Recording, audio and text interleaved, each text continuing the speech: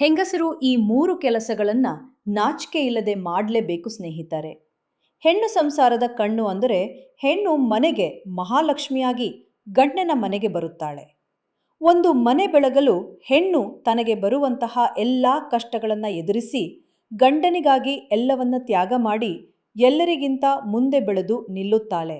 ಅಂತಹ ಹೆಣ್ಣು ತನ್ನ ಸಂಸಾರವನ್ನ ಸುಖದಿಂದ ಸಂತೋಷದಿಂದ ನಿಭಾಯಿಸಬೇಕು ಅಂತಹರೆ ಈ 3 ಕೆಲಸಗಳನ್ನು ನಾಚಿಕೆ ಇಲ್ಲದೆ ಮಾಡಲೇಬೇಕು.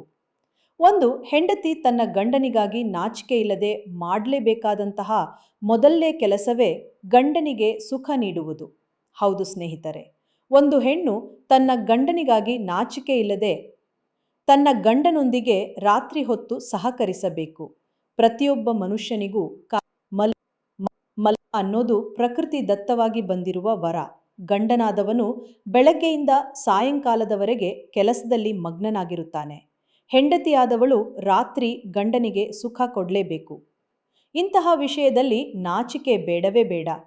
2, ಇನ್ನು ಹೆಂಡತಿಯಾದವಳು ತನ್ನ ಗಂಡನಿಗಾಗಿ ನಾಚಿಕೆ ಇಲ್ಲದೆ ಮಾಡಲೇಬೇಕಾದ 2ನೇ ಕೆಲಸವೇ ಅವನ ಕಷ್ಟದಲ್ಲಿ ಭಾಗಿಯಾಗುವುದು.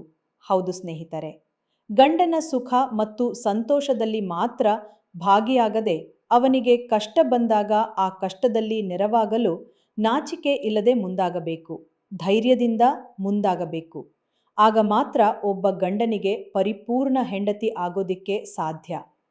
3, ಹೆಂಡತಿಯಾದವಳು ತನ್ನ ಗಂಡನಿಗಾಗಿ ನಾಚಿಕೆ ಇಲ್ಲದೆ ಅವನ